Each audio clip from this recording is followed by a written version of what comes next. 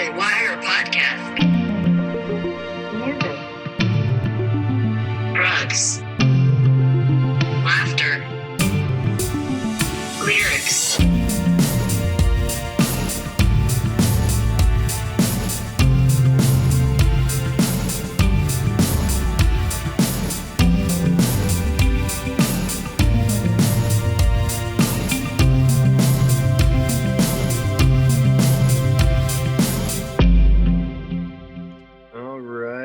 Looks like we've got Etienne here.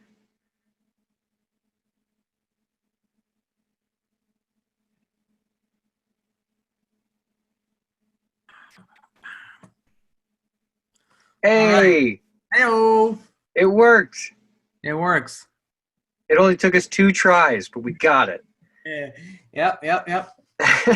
Stick-to-itiveness, I think, is what they refer to that. Mm-hmm. Absolutely. Well, what's up, everybody? Jake, host of the Elephant Wire podcast. I got Etienne with me, my very special friend from San Diego, California. Etienne, it's good to have you here. Howdy, thanks for having me. I brought Etienne onto the podcast because Etienne is quite knowledgeable in 2 areas, and that is art and that is rap. And these are 2 areas. And these are 2 areas that, as we go forward with this episode of Open Mic Eagle, you'll realize that these 2 go very hand in hand when we talk about Open Mic Eagle.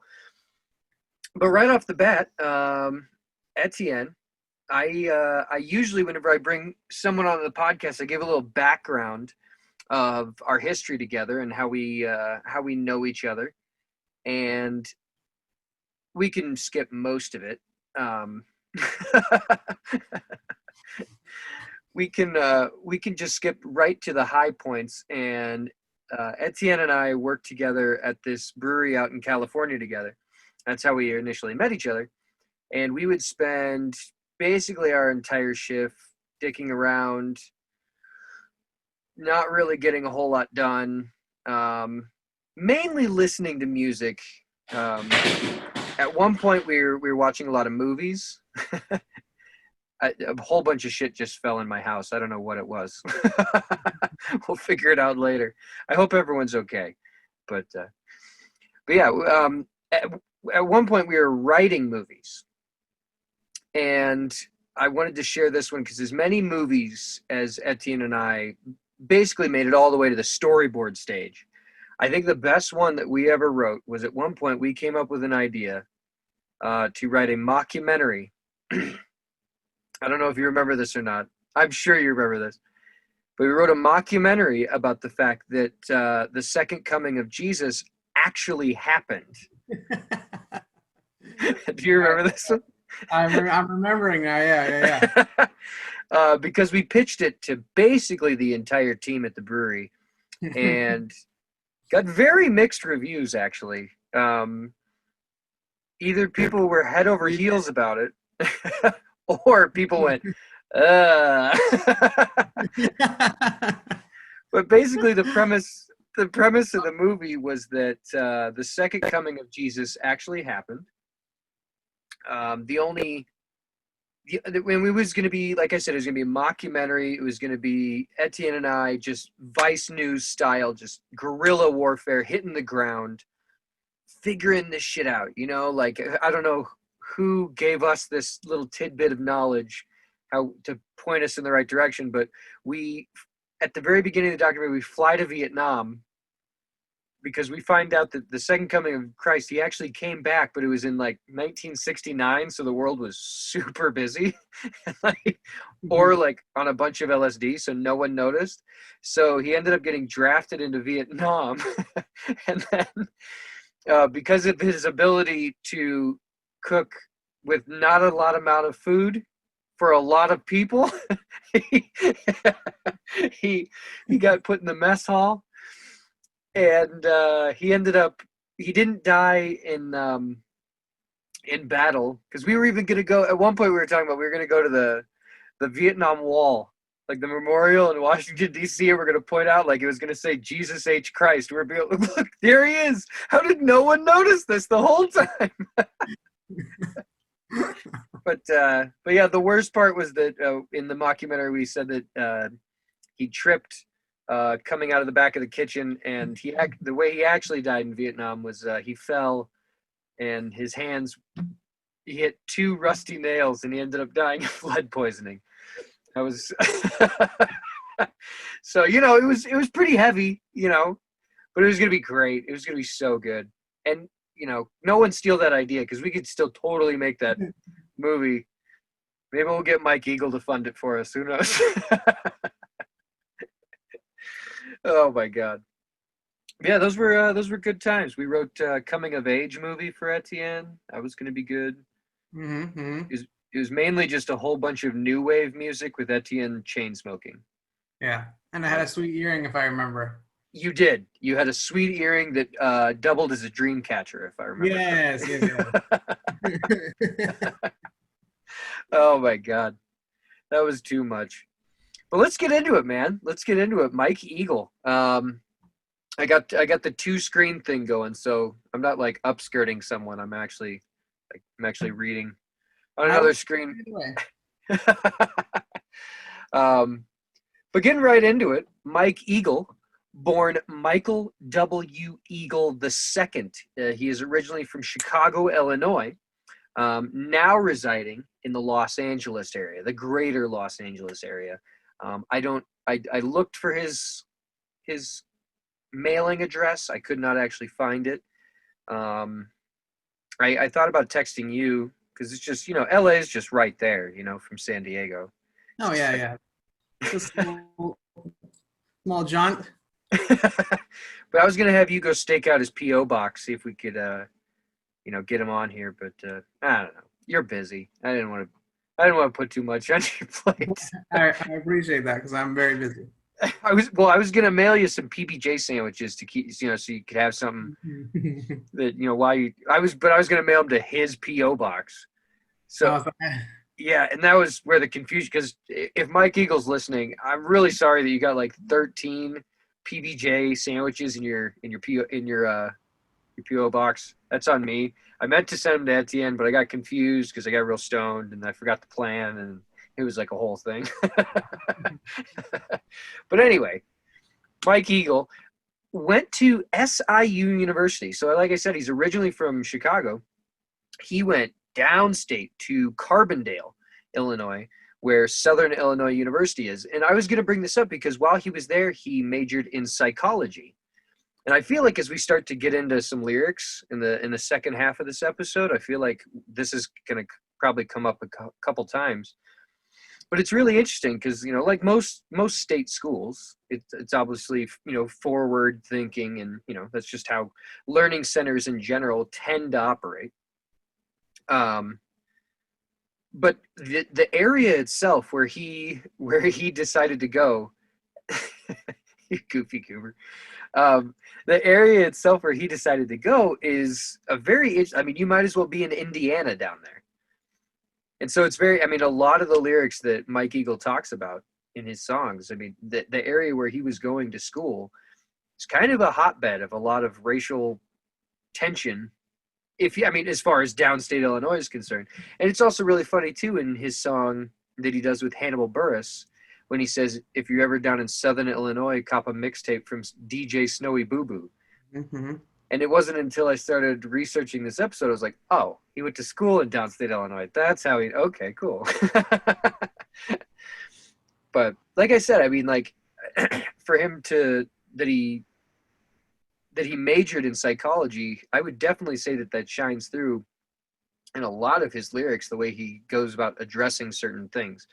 Because a lot of times when he brings up specific topics, he doesn't come at it like a layman. He uses specific terms in his linguistics, if you will. I found that very interesting. And then, like I said, when I first introduced you, the reason I brought you on here for this episode specifically, not just because you introduced me to Open Mike Eagle, because I wanted to give you a chance right here, because Open Mike Eagle's first album was called Unapologetic Art Rap. Mm-hmm. And as I said, you are an authority on both art and rap. So I found it only fitting that that you be the man to bring on here. But like I said, I wanted to give you a second. I wanted to give you a second to talk about whenever you saw Open Mike Eagle. Because I was trying to remember, you were at the Casbah? I was at the Casbah, yeah. I was at the Casbah, October 2017. I looked it up. Oh, okay. Research. Yeah. And who opened was Billy Woods and DJ Artistic. So, Oh, how about that? information. So you just looked up the show poster, basically. Yeah. I looked at it, I was like, oh, this doesn't, I can't remember that. Then I looked at my ticket stub and I was like, oh, yeah.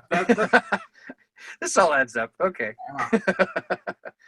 Well, yeah, I remember you telling me about that show. You were like, you kind of just ended up there, if I remember correctly. Like, it wasn't like you sought it out.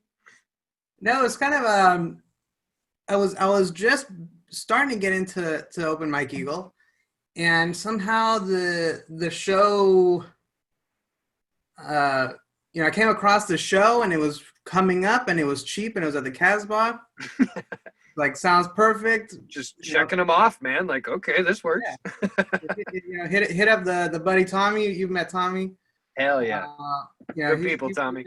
Going to shows, so we both went, and yeah, man, it was rad. The Casbah, the stage is so small, and you're touching Open Mike Eagle. It's pretty wild. He's right there. Right there. Right there. And yeah, man, it was nice. It was a good night. Right on, man. I can dig it. Yeah, it's funny thinking of like a venue like that when like Mike Eagle's song about ripped pants at Soundcheck. Like if he had ripped pants at that show, it would have been an even better show. Oh my God, chaos, controlled chaos, but Controlled chaos. Yes, absolutely. Well, a couple of things I wanted to throw out there. Mike Eagle has started to branch out. He's going a lot of directions, not just rap. In Adventure Time's 10th season, he appeared as the son of Rat Bear. I did not have a chance to go watch that episode. I have not seen it, but I can only imagine. Have you seen it? I have seen it. Yeah. Not recently, but I saw those episodes, and the rapping on Adventure Time is pretty good. Well, it's fun. Because like as I was picturing this, I was also picturing Rick and Morty whenever Rick has Logic play a party. That's and right. Logic just starts rapping about like, have I been paid yet? Like, how the fuck what's going on? Why am I here? So I was just picturing those types of things going on. Yeah, I think at one point they beat someone so bad in a battle that their like legs pop off or something like that. Like they lose their arms and legs because they. Well, he is a gingerbread man, so that happens very easily. There you go. Yeah. Well, right on. In 2017, Comedy Central greenlit a show called The New Negroes. It was a stand-up and musical kind of variety show, and it was hosted by Open Mike Eagle and Baron Vaughn. And it was a show with music videos. Mike Eagle would have a new song every week that he would perform, and he had a ton of different hip hop artists on there. Like I was looking at the list, like you got MF Doom, Danny Brown, Fonte, Lizzo. He had some serious motherfuckers rolling through there, and every one of those cats too is hilarious. Like Lizzo, that girl's crazy and hilarious, dude. And I can only imagine like the two, not so much what even made it on the air, but the two of them just in a room, just like, what are we doing this week? Like, that's too goofy, man. That is too goofy. And then like, also to be a fly on the wall, to like be in the room when MF Doom like takes his mask off, like that'd be so sick. Oh, that'd be rad. You just see the marks where the mask just hits his face constantly. It's like, here he is. Like where the mask is, it's just baby skin. Just yeah. So Super smooth. And then just pores, just open pores where the mask is not. Oh my God. Get this man aloe vera. What is going on? But I mean, this is just like just a couple of things that we've named so far. I mean, like obviously Mike Eagle stays incredibly busy because he's started his own podcast network, and he's got a couple different shows. What Had Happened Was and Super Duty Tough Work are a couple of the shows that he does on there. The guy is on Instagram Live constantly, doing little DJ sets around the house, whatever he's got going on. He's on Twitter constantly.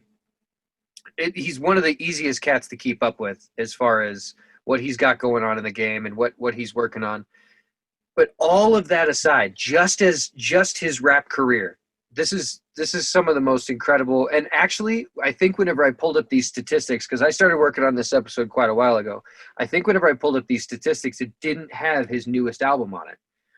So if I need to be corrected on this one, I'll correct it next episode. But at the moment, Mike Eagle has released 11 studio albums, 7 EPs, 2 singles, and has over 50 features. That's pretty wild. That is absolutely bonkers. Like now, I understand how the rap game goes, like especially nowadays. Like features, like there are certain artists who will literally for the first 2 years of their career, they do a mixtape and then they just do like 30 features before they ever release their own album. Like I understand how the rap game works nowadays versus, even, I don't know, 5-10 years ago. Like it has, like this is an incredibly recent, once trap really started taking over as a mainstream, not even just as rap, but like as a mainstream like icon, just trap music in general. I think that's when we really started to see shit like that, was like features being like a staple of someone's career. So, I mean, don't get me wrong, 50 features is absolutely insane. But that aside, I mean, like 11 albums, 7 EPs, 2 singles. His first album came out in 2010. That was his first studio album. But I think what I want to jump into next, because, I mean, we could sit here and talk all day about how busy he is and how cool the guy is and how much we want to hang out with him. And if he's listening, hey, what's up, dude? But we could sit here and do that all day. But at the same time, I think one of the main actual discussions that I wanted to get into with you, and I'm pretty sure this is a discussion we've got into before, is it worth our time to even try to find the line between good rap and poetry? Because like I said, I mean, like in good rap, the flow of everything, obviously with the beat going on, the flow of lyrics and the flow of music, obviously these two are culminating and they're rising and falling, to where with poetry, whether it's being read aloud, you have voice inflection, but at the same time, like I said, I mean, like where is the line between solid, like good rap, storytelling, like J. Cole, Kendrick Lamar, cats like this, like Open Mike Eagle, Milo, let's throw him in there. Definitely want to throw out there Coda the Friend. He's another cat like that, where the flow of their lyrics is so poetic as it goes, that it's not so reliant on the beat. The beat almost takes a back seat. And I think I wanted to get your take on that, because as I've been discussing this with myself, in preparation for this episode, I think that's about the only dividing line that I can find. I don't know what your take on that might be. I think just like when I talk about, more, visual arts or, painting, sculpture, that kind of thing, it's really just about intent. It's if the artist is making art and what he made is art, then it's art. So if you're a rapper and you consider yourself a rapper and you're considering what you made a poem, then it's a poem. I mean, whether or not it's good or not, that's up to the viewer. So it's really just about it. I would say it's all about intent. So I mean, I can get behind that. which is it's sort of a bullshit answer, but really, it's true. None of it really matters. So if whoever makes it gets to decide, you know. Well, no, I don't think it's a bullshit answer at all, because I've always, for a long time I felt that art is by definition narcissistic, and by definition is selfish. Mm-hmm. And one of those things, like you said, like if someone finds value in the art that I made, like, great, that's cool. Like I'm glad you enjoy it. But even then, like when I was making music, like if I do a painting, like that shit was for me. Right. I did that for me. And I think exactly what you're saying is, when you have a rapper that, is coining the phrase of their own style of art rap, I think at its very birth, if you will, of any song, then yes, we have now ventured into the side of poetry. Right. Because I even still, I mean, like, it's weird to, I don't know if it's weird. I mean, and this is one of those areas where, like, I'm not involved enough in the game. I've never been asked to join in the game. I've never, like, so, because I was about to say, like, I don't necessarily know that I would just call Open Mike Eagle a rapper. I mean, yes, he's so many other things. That's not really my point. I'm talking about his music in general. I would say he's a hip hop artist. Right. Because I mean, like, to pigeonhole just he's a rapper, it's very different. I mean, he even has lyrics about this, but don't Mm-hmm. call me a rapper. Like, and however satirical, or however, maybe in the context of that one song, whatever it may be, as a whole, I honestly wouldn't call him that. I would definitely call him a hip hop artist, because, as he even coined himself, I mean, he's art rap, if anything. Right. And one conversation that we used to get into quite often was, as far as art rap is concerned, because one of the things I wanted to bring up was I actually went to an art rap party at Etienne's Etienne's art studio, where there are, I think it was one of the most beautiful evenings I've ever had, because there was just blurred lines everywhere. There was art, there was rap, there was.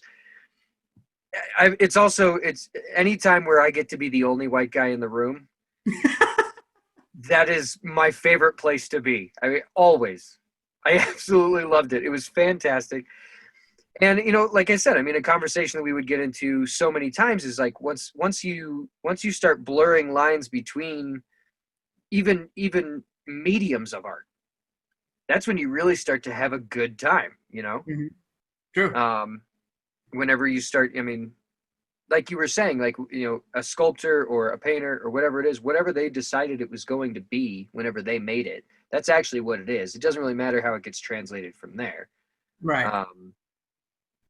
And I think it's so funny, because, like, that's literally what this podcast is about. It's like translating other people's art. But hey, it's we understand it's all subjective. I bring it up every now and again. You can't actually know what the lyricist meant, but but yeah, I think it'd be fantastic if we started getting into some lyrics. I think it'd be dope. That's it. So, obviously, I think it would be so, I mean, we kind of, I say we're looking at his whole discography.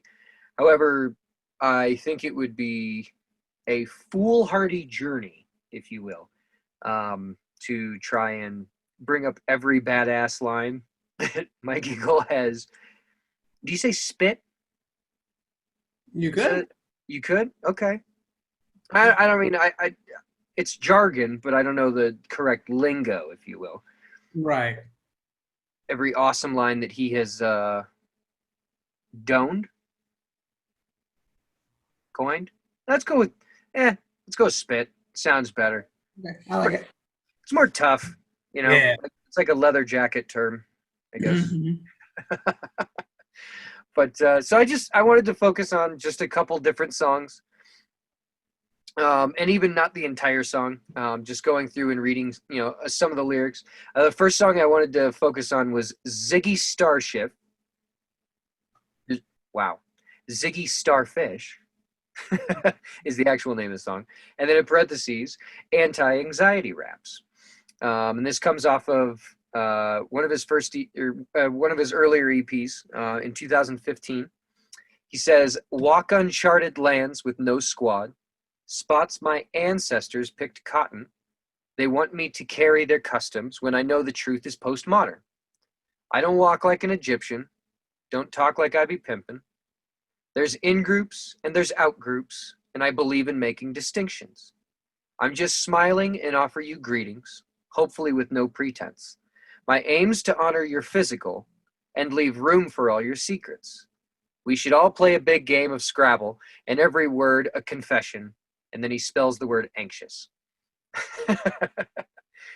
So I think the first thing that I wanted to focus on in this one was walk uncharted lands with no squad, and then he spots his ancestors. They want him to carry his customs when he knows the truth is postmodern. And I think when I was doing a little bit of research on these, the first thing that struck me is walk uncharted lands with no squad. That instantly made me think of in his song when he says "fuck Redding, California." Shit's pretty racial there. I just had a buddy of mine that was in Redding, California, a white dude, and he came back, and one of the first things he said was like, "Damn, those people are racist." Even he noticed it. So I think it's funny that Mike Eagle is kind of referencing both sides of it, because he's saying, walking in uncharted lands with no squad, like there's most places in the U.S., Mike, mid-30s black man can walk into it at almost any town in the U.S., and there's not a lot of that he has to worry about in that parameter. You know what I mean? There obviously are plenty of places that, yes, there is plenty of racism to be had, that even walking into said place, I'm sure there's couple spots. I mean, we know of Redding, California. He references that one. Shit's pretty racial there. But whenever he says, when I know the truth is postmodern, he knows that there has been progress made. There has been things happening. However, he goes straight from that into, I don't walk like an Egyptian. Don't talk like I be pimpin'. He's almost referencing the fact, like he still doesn't fit into the modern day, what would it be? The stereotype of a black man, if you will. Right. Or at least a rapper. At the very least, a rapper, yes. I mean, because whenever he says, "Don't talk like I be pimping," I'm sure there's been many times where someone's like, "So what do you do?" And he's like, "I'm a rapper." Like, really? Where are your baggy clothes, young man? Like, I'm sure he's had that conversation 1,000 times, because he goes straight from that to there's in groups, there's out groups, and I believe in making distinctions. And that kind of makes me think that, he would kind of, maybe he would be, he knows full well that he is in one of those groups. The reason he wants to make the distinction. And I feel like he wants to make the distinction because he's probably in the out group. And that probably has a whole lot to do with the type of rap that he goes about. I mean, the way he carries himself, the subject matter, that there's probably a lot of rappers out there that are like, yeah, I don't want anything to do with you. Like you're just going to come in my song and you're going to try to, solve global warming. Like, fuck you, dude. Like, I want to rap about champagne. But I think it's funny at the very end, and this is one of those areas where his major in college being psychology, when he says we should all play a big Scrabble game and make every word a confession, and then he spells out the word anxious. Anxiety is something that, I mean this song especially, anxiety raps, but anxiety is something that Mike Eagle references quite a bit. Oh yeah. In a lot of his songs. And I think I'd love to get your take on this, because it's, once again, I'll reference it absolutely. Like I by proxy, I do not wish to call myself an authority on rap. I don't feel 98% of the time that it wasn't for me to begin with. So I'm kind of piggybacking on whatever was there to begin with. I'm enjoying the art, but 98% of the time, like I said, it wasn't about me. It wasn't written for me. Mike Eagle even says in one of his songs, trying to reach black kids in a room full of white. And Right. yeah, a lot of times, I mean, especially with lyrics like this, I mean, whenever I think of anxiety versus what I know full well, a young black individual goes through coming up, especially through the game and the things that they're surrounded by, the things that they're told, like, no, you have to do it this way. The amount of anxiety that puts on him. Like I said, I'd love to get your take, because seeing transparency in rappers is something that we don't see a lot of times. And as far as what it means to you, when a rapper shows transparency like this, when they show vulnerability. Yeah, I mean, I tend to gravitate towards rappers and artists in general that are like that, because I can relate to anxiety and to being in the out group and or whatever. I don't have a bunch of champagne lying around, so it's like instantly it's like I feel like there's a connection, always. So so what was the question? Well, that was basically it. I mean, it was, it's one of those things where, someone shows you a picture, someone shows you a photograph, you instantly try to find yourself. Right. And that's just human nature. I guess representation is almost the conversation that we're having, and things like that. Like, whenever he raps about anxiety, when he raps about loneliness, when he raps about, feeling like you're an individual, or feeling like your voice doesn't mean as much as it should, or any of those things. I mean, like I said, I mean, it's honestly a breath. It's a breath of fresh air, because in rap, a lot of times you don't have that transparency. A good friend of mine, Jason, who's been on the podcast, we used to talk back in the day that rappers almost approach music like a boxer, where, when you hear a boxer talking about his upcoming match, he's talking about, like, I'm the best in the world. I'm going to beat the shit out of him. I'm going to come out on top. A lot of times that's how rap is approached, is that I'm the best rapper. I have the best crew. I have the most money. And there's nothing wrong with that. It's just, it's all for art. It's all for show. It's all entertainment. I have no problem with that. But it is nice to then take that same medium and we can utilize it in a very different way, like Mike Eagle is doing, like Milo is doing, like a lot of cats out there are doing. Right. Go ahead. No, I was disagreeing. Oh, well, I was going to say, I mean, even whenever you get a guy like, oh shit, he just had a fucking show on Comedy Central himself, in his, like, hanging out in his basement. Fuck, what was his name? Danny Brown. Oh yeah. Even going about rap like a guy like Danny Brown, like, that motherfucker's crazy and hilarious. And I mean, that's some rap that, like, you are getting some amount of transparency, because that's who that guy is, that's the goofball that he is. But at the same time, it's just a different form. I mean, like, that's the beauty of something like rap, where it can become 30 different things at the same time. I mean, even albums for Mike Eagle, different songs are sounding completely different. Right. Next song I wanted to talk about was Golden Age of Raps, off of Dark Comedy, which came out in 2014. He says, we should invest in inner ear monitors and start our own niche and gain little weird followers. Yeah, let's make the flyest orthotics and make decent movies out of Alan Moore comics. You can use Facebook to learn gang signs, and creepers can stalk all their exes at the same time. If your rap career ain't hitting, you can rap over videos of kittens. It's the golden age. Tell the internet how you got fucked over and buy a minivan with 17 cup holders.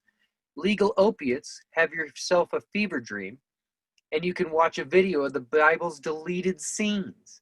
And nobody ever has to pay for anything, which is pretty cool because everybody's unemployed. Um, I think one of the first lines I wanted to hit in this one is I mean, like setting up. It's always so funny with storytelling. I mean, you want to set up your context, you want to set up your location, you want to set up. And for this one, the context we have is we should invest in inner ear monitors and get little weird followers. Like, all right, and we're off and running. But then, as far as the call to action in that is to make super good insoles, is where he wants to go from there. Have the flyest orthotics, which I think is really interesting because when you take like Jordans or like any other shoe brand, that has the logo or the brand on the outside, he's talking about making the flyest insoles that literally no one will ever see. I mean, this is epitome of open Mike Eagle right here. This is some good shit. But I thought you might be one for the next line because we should make decent movies out of Alan Moore comics. And I had to look up Alan Moore because I have to confess I didn't actually know who he was right off the bat. But I after looking him up, found out that he hates every movie that has been made based off of one of his books. And it also sucked going through there because like two of my favorite movies were in there. So Which ones? Well, I mean, Watchmen was a really fucking good movie in my opinion. I don't know. Apparently, Alan Moore did not appreciate it. I also did not read his book. I'm sure it's a lot better than the movie. I don't doubt that. So, but I thought that, I mean, obviously, Mike Eagle is a big film buff and he's a big, I guess just movie nerd is a good way to put it. Mm-hmm. So to make the statement, we should make decent movies out of Alan Moore comics. I thought that was kind of a slight, like he's on Alan Moore's side on this one. Oh, totally. Yeah. What are some more Alan Moore movies? Do you know? I don't know. Fair enough. Probably did he not do V for Vendetta. For Vendetta? There you go. Yeah, that was another one because I was like, damn it, that movie's incredible. But also having never read the book, yeah, I can only imagine. I mean, it's the same way with any book that's turned into a movie. You only have an hour and a half, 2 hours to, right. That's a great point because it usually takes me like 5-6 weeks to read a book. So. Oh yeah, I read about a page a day. Then I forget what I just read, so I'm just like, well, I guess I got to start again tomorrow. Out of that 5 to 6 weeks read time, I mean, like 3 weeks of it was rereading. So, whenever I say I read a book once, I actually read it like 4 times, technically. I think one of my favorite lines at the end of this verse at the end of this cipher. Ooh, that's a fun one. That is a fun one. Cipher is whenever he said you can watch a video of the Bible's deleted scenes. When he's talking about like how the internet has changed things so much, and this is even, I mean, what is this? 2015 is whenever this song came out. I mean, like it's even so funny now to think like from 2015 to 2020 how much advance that we've seen in just the internet alone. I'm not even talking about like outside like laptops and cell phones and all that shit. Literally talking about just the internet itself. How much has changed in 5 years. And it's going, I mean, in 3 years, it's just going to keep speeding up how quickly things change. But it's funny whenever he's talking about how you can watch a video of the Bible's deleted scenes. It's almost funny because last time I visited my parents, I went to church with them. How many people sitting in church instead of having their Bible open literally just had their iPad or their cell phone out and like they were like scrolling, like that's how they were using the Bible because like they can make notes in there and like they're all saved and it's all integrated and with their Gmail and whatnot. But I thought that was funny that like anymore you don't even have to own a Bible. You could just go on YouTube and watch its deleted scenes, like all the shit that didn't make it in the Bible. Like that's. And it also when you were reading, I was thinking about sort of more like I don't know if they're conspiracy theories, but like the weird weird interpretations of what's what the Bible actually, means. So, and it reminded me of this one time that I was riding the trolley and I was accosted by some very nice man, um, who was shaming me for not being Jewish enough.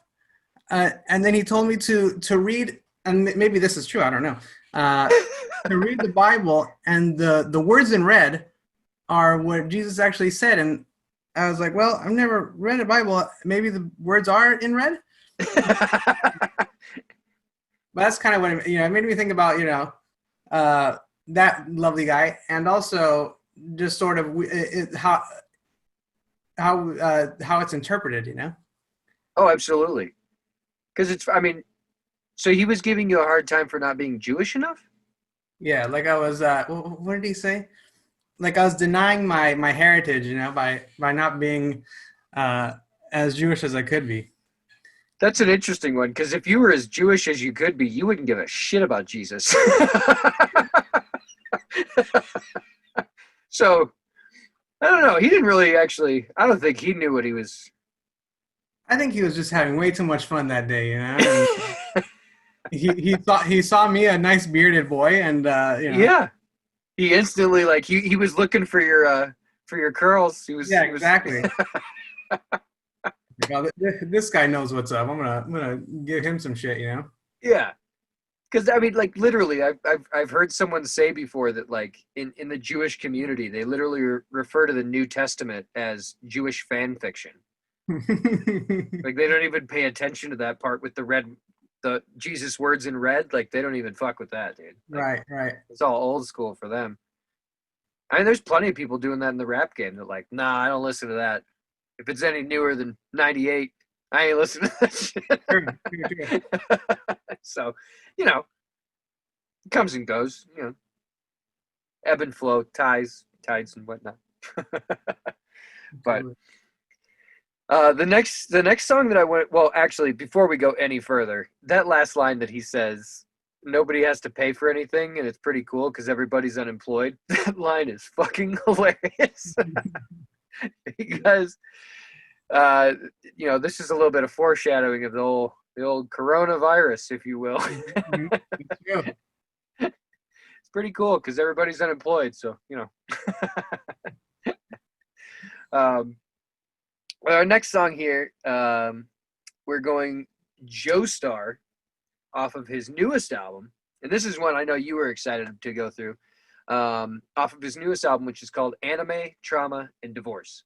And this one came out this year in 2020. And I did find a tweet directly related to this song that he had made. And he said, I'm a Joestar can sound like a shallow song, but it really comes from a deep need to find an external source of strength. It's one of my prayer songs, like a celebrity reduction or neighborhood protection. So two of his other songs that he has, he's literally saying that those three songs, he's referring to them as prayer songs, which I found really interesting. Because when you start to think of what prayer is, when you think of Catholic prayer, of repeating, of mantra, of even maybe Hindu and Buddhist prayer, very similar, very mantra, very repeating. Christian prayer, where you are literally speaking to a deity with your eyes closed at the dinner table while the rolls get warm or while the rolls get cold. So to consider songs like this, like with Joestar and Celebrity Reduction and Neighborhood Protection, 3 different of his songs that he, like, I'm sure there's more. These are just the ones that he's claiming at the moment. But to refer to them as prayer songs, and like he says, it can sound like a shallow song, but it comes from a deep need to find an external source of strength. Right. And once again, we're seeing that transparency with him. We're seeing that vulnerability. And this is one. So that I didn't even bring up the lyrics of the song because based on that tweet, I wanted to go like the intro of the song is. He says, so this is what I need to do. I know I need to do something to feel better. This is it. So stop asking me all these questions. stop trying to take this away from me. That's how he starts the song. And, like I said, I mean, once I started to go through the lyrics and even listening to the song, I never would have considered it shallow by any means. Mm-hmm. And when we started talking about doing this episode together, this was the first song that you said we should hit this one. Right. I mean, I don't know if you have them pulled up or anything, but are there any lyrics off the top of your head that from this song?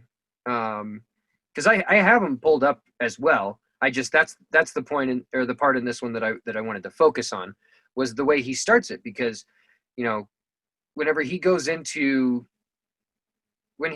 saying, I need this, don't take this from me, to then, like as his tweet said, like, I need this, I need the exterior of this, I need external strength. I mean, one thing that the song references quite a bit, I mean, like, the album is called, Anime and Trauma and Divorce. From what I can gather, Joestar, he's referencing being an anime character. Mm-hmm. I think, because he talks at one point about JoJo, and he's talking about 4 years and 5 seasons. It's his turn. In this chapter, JoJo is African. He's saying he's the protagonist. It's set in South Central LA. I mean, this is one of those things where, like, he needs this this external source of strength. There it is. I was trying to remember what the statement was. He needs this external source of strength, and it's almost like he's living in his head in this moment. You know what I mean? Like, he needs to be able to view himself as something bigger than he is. Right. It's the way I'm getting at it. Yeah, I think you're right. I mean, I haven't really watched that many episodes. I watched a few of the first season after this song came out, and yeah, the guy, Joseph Joestar, he just starts off as like some weak little dude, Mm-hmm.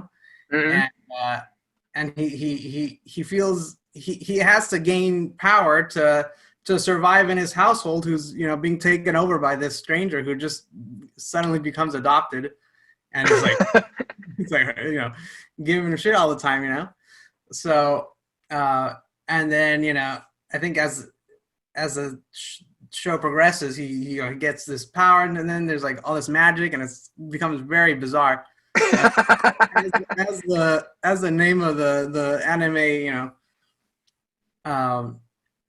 but yeah, I mean, it's all about gaining some sort of power and taking control of your chaotic life, Mm-hmm. And I think, and from what I've seen in the pictures, at least, it seems like the protagonist is different in every season, every couple seasons or something. So Interesting. Okay. It's Mike Eagle's turn, There we go. Yeah, I can dig it. Qualifiers. It's a fun one. I think that's the next song we should get into. Also off of Dark Comedy. In 2004, I mean, like 2014, when that album coming out, I think Dark Comedy might be my favorite album by him, honestly, because it has Doug Stamper with Hannibal Buress. It has Qualifiers. It has, what else was on that one? I just had it pulled up too. It's got Golden Age of Raps, like we just talked about, Qualifiers, Dark Comedy Morning Show. Informations that he does with Kool AD. That song is fantastic. And actually, Kool AD, I think I'm planning right now in season 2 actually doing a Kool AD song. And one of his ciphers that he does, fantastic song. But there's a lot there. I mean, it's like a 6-minute song with no chorus and no breaks. Just it's a big one. But yeah, Qualifiers. He says, I make jazz jokes, so I'm flat broke, mad at Lost and all that black smoke, Fuck you if you're a white man that assumes I speak for black folks. Fuck you if you're a white man who thinks I can't speak for black folk. Let that soak in your rap quotes. Now, I listened to Mike Eagle on a podcast. He was on the Hard Times podcast. Okay. And they mainly talked about professional wrestling. Yeah, apparently he's big into wrestling. He's very big into wrestling. So they mainly talked about that almost the entire time. But at one point, I think it was Matt on the Hard Times podcast asked him, he was like, are there any lyrics that like really get people just like either irked or that people are super into or things like that? And Mike Eagle said, absolutely, like right off the, like instantly, he said, it's that line, fuck you if you're a white man that assumes I speak for black folks. Fuck you if you're a white man who thinks I can't speak for black folks. And he said that it's always the same looking dude that comes up to him at a show and is like, that offended me. Which, like, the guy I'm picturing in my head, I know is not the guy that's doing it. Like, I'm picturing a guy with, like, jean shorts with a polo tucked in. And like, I was thinking cargo shorts, but shorts. dude, cargo jean shorts. Oh. New Balance with a pair of quitters on that just, like, he's constantly pulling up and, like, they're not. They're fucking quitters, dude. Get rid of those things, man. Those are for... Oh, man. But I mean, that line in general, I mean, like, does that not basically sum up, like, how, like, this ridiculous fight that has to be fought? You know what I mean? Mm-hmm. Like, fuck you if you assume that I speak for black people. Fuck you if you think I can't speak for black people. Like, I can sit here right now and I can make a statement about white people. That doesn't mean I speak for them, but as one, I know something about it. And that's the really ridiculousness of whenever you start to talk about any person of color and the consistent, ridiculous systemic problem that continues to go on. That, like, why not? And why should he? Why can't he? What? Yeah. Why does it have to be that expectation? You know, at all? Yeah. And that last line that he throws it. Well, also just real quick. Lost is one of the only shows that I've ever gotten into that it wasn't either a cartoon or a comedy. I was forced to watch Lost after it had come out because we watched it all on DVD and it was a nightmare. Fair enough. But whenever he says, go ahead. No, I'm saying we were just binging several episodes a day, so it was rough on me. Yeah. Well, dude, those episodes are like, are they 45-minute episodes? I think so, yeah. Without commercials, yeah. Yeah, because it was an hour show, right? Yeah. So episodes are like 45 minutes. Yeah, what he says that second line, mad at Lost and that black smoke, that was literally when I stopped watching. Like, I never finished Lost. I didn't finish it because whenever it got to that, where all of a sudden, like, wait, it's just like a black magic cloud. And then it gets even weird after that, if I remember. Yeah, then there's like a fucking polar bear walking around. Yeah, there's a polar bear walking around, and then they're like in purgatory or something. I don't know. Yeah, honestly, I should have gone with my gut when they found that fucking hatch. I was like, I don't know about this.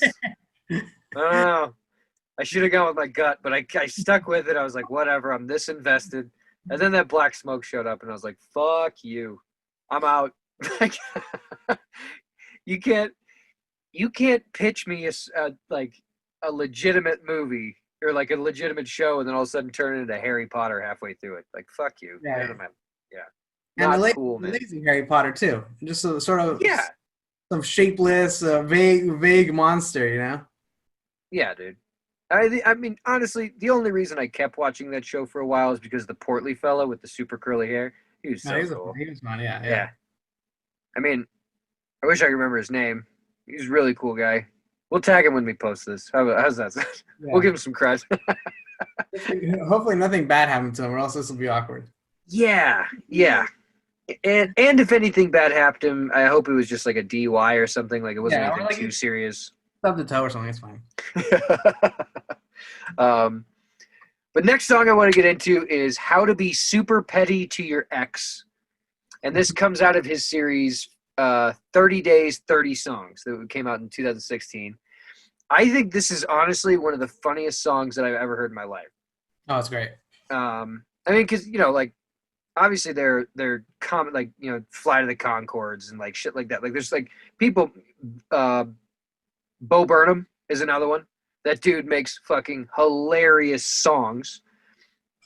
But I mean, I'm gonna keep those in their own category. What I'm talking about is a song that like it's a song and like it's on an album by a cat that's just releasing music. Like he is a comedian. He has everything going for him. I don't doubt that. I don't want to negate that at all. But this is honestly one of the funniest songs I've ever heard. The premise of the song being exactly the title: how to be super petty to your ex. And he's just going through and he's just giving some advice. And he says, give your new mate your old mate's pet name, sew it on a t-shirt, and wear that shit to a Nets game. Pull up stealthily next to them in the left lane, but don't acknowledge them at all. Which, like, I mean, so far, just in the just couple things that the easiest one is give your new mate your old mate's pet name. However, I feel like that would do more harm than good. So yeah, if the new mate found out, for sure. Yeah. Like if I referred to my wife by an old fling's nickname, I don't think she'd take that information very well. Unless she's unless she's in on it, or they're in on it. Yeah. Unless. But then, so like to sew that pet name on a t-shirt and wear it to a basketball game. I mean, there's a lot of planning. And then to pull up stealthily next to them in the left lane. Like, did you just happen upon them, or have you been following them for the perfect opportunity where you get stopped at a red light exactly next to them? Mm-hmm. That's a tough one, but it would go over super well if you did it. Oh yeah. He keeps going to say, American Idol, go win the next one. On TV, shout out all your exes except one. Let everyone know you bask in your freedom. Tell your grandmother to point and laugh if she sees them. I think that might actually be the easiest one. Oh yeah. Because I've seen my own mother go mama bear. Where like, I didn't think my mom gave a rat's ass about my dating life. And then like got my heart broken just a little bit, and my mom ran into her in public. And the story that came back to be about how my mom reacted in the whole like good to see you scenario. Like, damn, I didn't think you cared at all. Like when I told you I got dumped, you're like, But so I feel like that's probably the easiest one. Tell your grandmother to point and laugh if she sees them. Grandmas love that shit. Oh yeah. Yeah, my grandma would be totally into that. I feel like your grandma would cross the street to be able to do that. Oh, yeah. You'd cross the street and say, tell it to her face. And then the last couple lines he has here is, whenever they call, you can answer it, but don't speak. Make sex noises, then cancel it. Take it to the next level. You can sample it. Think here, be creative. I think that's basically his whole mantra of this song. Is just like, don't rule anything out. Be as petty as possible. Go above and beyond. Get family members involved. Get national TV and professional sports involved. I mean, whatever you can do. And it just makes me think, like, every now and again you see like people on the Jumbotron when they proposed at like a sporting event. How badass would it be to break up with someone that way? Like it's like, oh, it'd be absolutely horrible. Like that would be like the meanest possible thing you could ever do, and you would go down in history as a giant asshole. But be super badass though. Pretty good. Pretty good. Like, especially if like you were already married and you got down on one knee and took their ring off and then just like headed up the flight of stairs. Like, don't even say anything. And then like on the Jumbotron, the guy doing the animations gets super behind it like a bowling alley, and he shows like a heart breaking and like, yeah. That'd be pretty sick. Or you could just do it at a bowling alley. That'd be another good place to break up with somebody, I feel like. Oh yeah. Right when the turkey goes across the screen, you know. Yeah. Because I mean, I guess it could get confusing. Like, yeah, like you roll, like you get your turkey. What's it called? A gobbler, a turkey? It's one of those, and that's when you get three strikes in a row or something, right? Yeah, yeah, something about large fowl. Yeah. But they always show. Maybe it's a gobbler. Or something, I don't know. But when you get that thing, you turn around and you do like this with your arms. You go, "It's over," We're done. and then they're like, "Yeah, he pretty much kicked my ass in bowling," and then you just leave. You just walk out.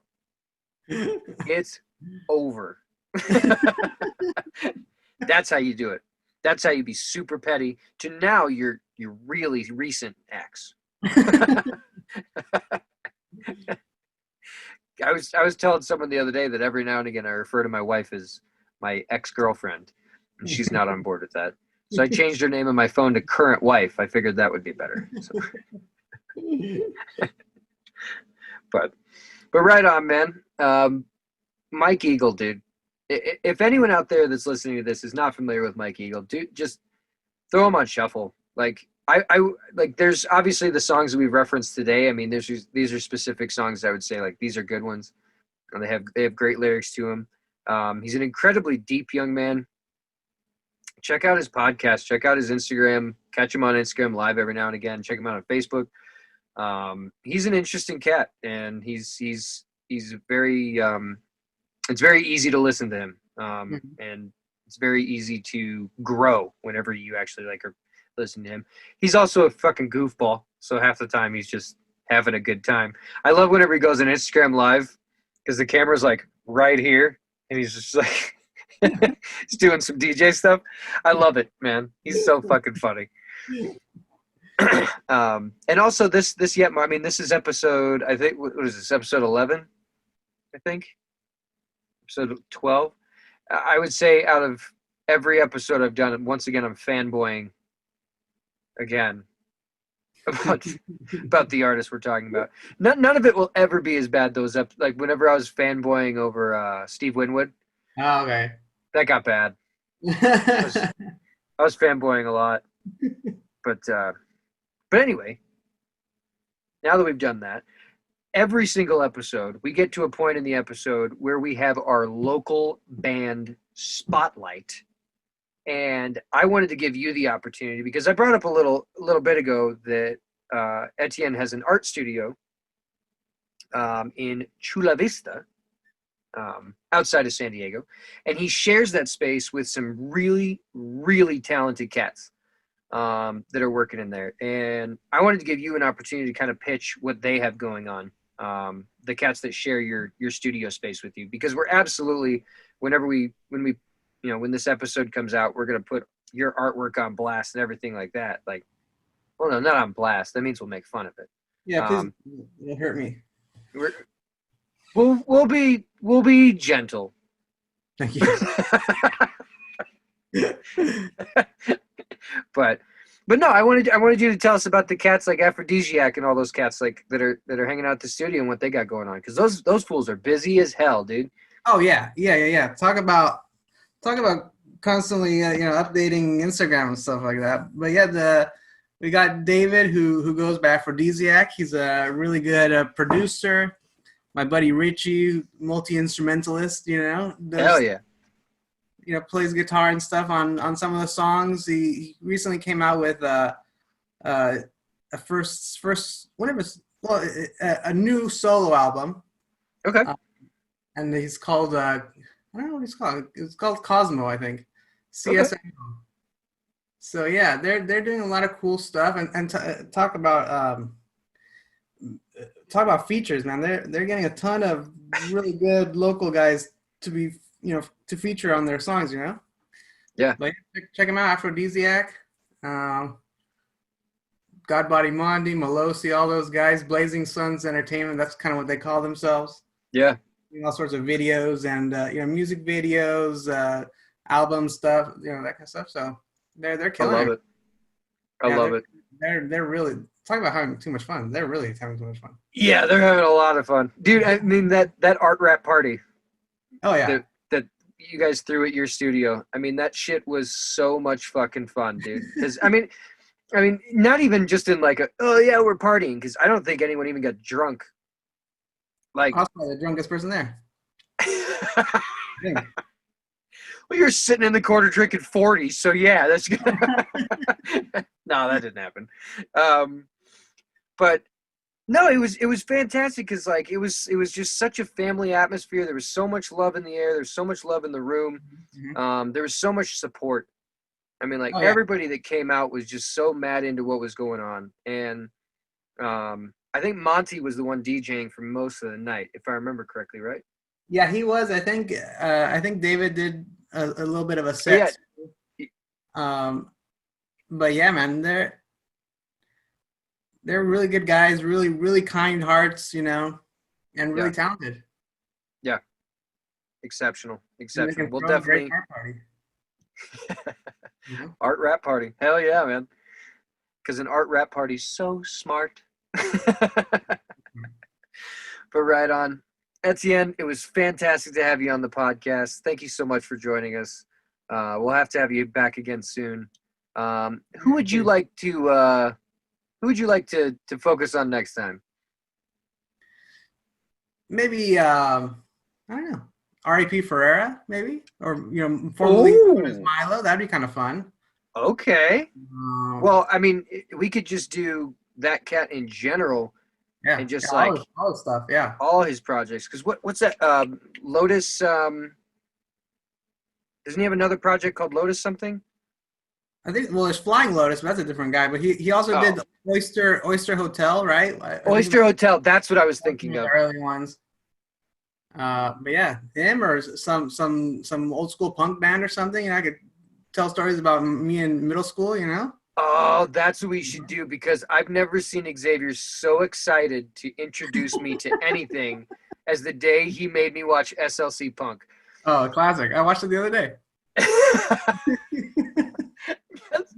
I will never forget when it got to the end of the movie and like the end credits are rolling and I was like, so he like just goes to work for his dad? And you're like, yeah. Yeah, it's perfect because so he failed. Yeah, at the end of the day, we're all failures. We're all posers. Oh my god. Dude, that was, I mean, like in episode, what was that? Episode 9, I think it was, where we talked about Slayer. I spent the first 10 minutes of the episode just making sure everyone knew I'm not a poser. I would love to be a metalhead. I'm not. I would love to be one. I'd love to be an honorary one just for a day. That'd be really cool. But I'm not even going to pretend that I'm a metalhead. Like, I love metal. I was listening to it literally all day today while I was building a countertop in my van. Like, yeah, absolutely exceptional. But yeah, we'll have to. I think, dude, next time when we have you on here, let's do like a best of punk. Very cool. Best of punk, and we'll call that episode "I Ain't No Goddamn Son of a Bitch." That's what we'll call that episode. Okay. Yeah, that sounds like Misfits. Yeah. Actually, a lot of those cats turned out to be kind of shitheads, so that'll be kind of fun too. Yeah, it's one. It's kind of a good news, bad news, I guess. What was the old saying? Pick heroes that are younger than you because you want to die before they turn out to be really shitty people or whatever. I forget how it goes, but yeah. I mean, Danzig's been a piece of shit from the beginning. Oh yeah, from day one. Yeah. But then you got that guy with the hair thing, and you got the other guy that's like a big conservative dude and whatever. But at any rate, we'll mix up. We'll get some Ramones in there. We'll get some. I don't know. We'll get a little bit of everybody.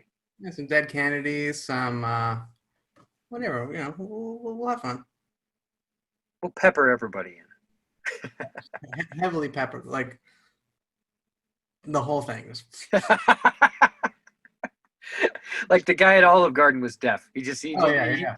You said when like 6 times, and he just kept going. Right on. Well, Xavier, it was fantastic to have you on here. Thank you so much. We'll have to have you back again soon, as I said. It was a pleasure. We'll talk to you next time. Yeah, thanks for having me.